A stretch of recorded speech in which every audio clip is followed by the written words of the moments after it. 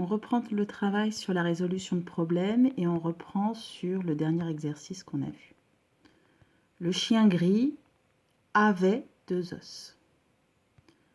Le chien marron arrive et lui en donne, on ne sait pas combien. Maintenant, le chien gris a 5 os. Combien le chien marron a-t-il donné d'os au chien gris? Donc il en avait 2, les voici, et il lui en apporte. Du coup, il en a 5. Donc on imagine ici qu'il y a des os en plus. Combien pour faire 5 en tout?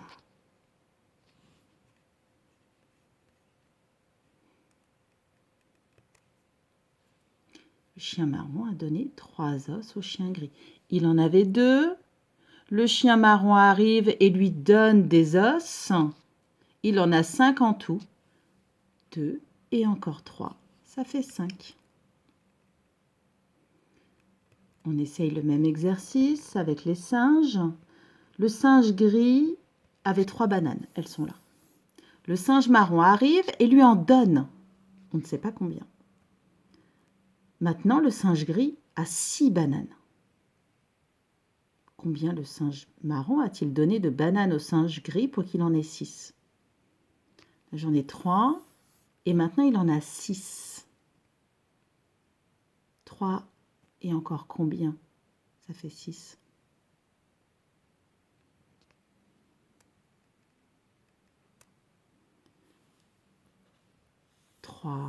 Et encore 3, ça fait 6. Le singe gris avait au départ 3 bananes. Le singe marron arrive et lui en donne. Et il lui en donne 3. Donc maintenant, il en a 6. 3 et encore 3, ça fait 6. La poule marron avait 2 œufs. Les voici. La poule orange arrive et lui en donne. On ne sait pas combien. Mais maintenant, elle en a 6 des œufs, la poule marron.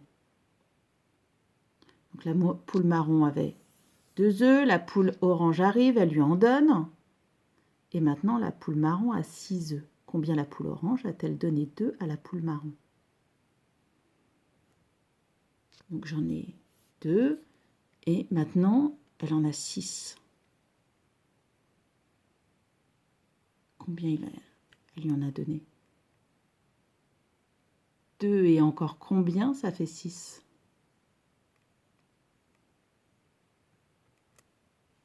2 et encore 4, ça fait 6. La poule orange a donné 4 œufs à la poule marron. Elle en avait 2. La poule orange arrive, elle lui donne des œufs et elle en a 6. 2 et encore 4, ça fait 6. Là, on va travailler sur la comparaison de quantité. Donc, on a toujours des singes. Nos singes ont toujours des bananes. Et là, ils en ont 4. Les 2 singes vont manger les bananes, mais vont en manger autant. Combien peuvent-ils en manger chacun? Il y a 4 bananes, ils sont 2. Et les 2 vont en manger autant. Combien peuvent-ils en manger chacun pour en avoir autant, le même nombre?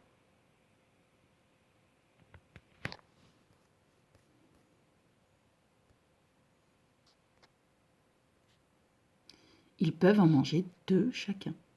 Il y en avait 4.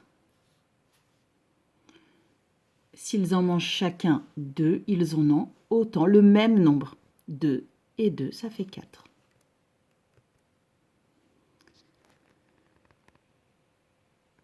Alors, nous avons 3 enfants et il y a 4 balles. Combien les enfants doivent-ils prendre de balles pour que chacun ait autant de balles que les autres? On veut distribuer les balles aux enfants pour qu'ils en aient chacun autant.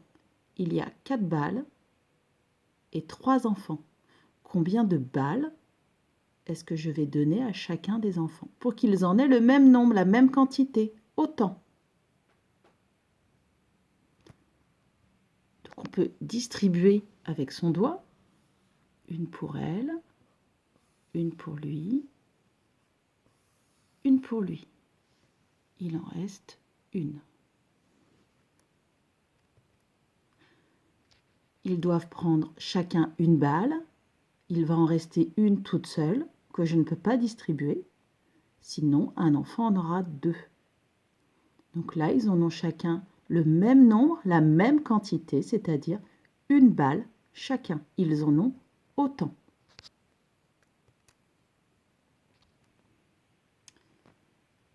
Alors, la première grenouille a attrapé 3 mouches. La deuxième grenouille a attrapé une mouche. La troisième grenouille a attrapé 2 mouches. Moi, j'aimerais que tout le monde en ait autant. Donc, combien la deuxième grenouille et la troisième grenouille doivent-elles encore attraper de mouches pour en avoir autant que la première? Je veux que tout le monde en ait autant que la première. La première, elle en a 3. Je voudrais que la deuxième grenouille en ait autant que la première. Il faut qu'elle en attrape encore 2 pour en avoir autant. 2 et encore 1, ça fait 3. Et la troisième grenouille, pour qu'elle en ait autant, le même nombre, la même quantité que la première, il faut qu'elle attrape encore une grenouille, une mouche. Parce que 2 et encore 1, ça fait 3. La deuxième grenouille doit donc attraper encore 2 mouches pour qu'elle en ait 3, donc autant que la première. La troisième grenouille doit attraper une mouche pour qu'elle en ait 3, donc autant que la première.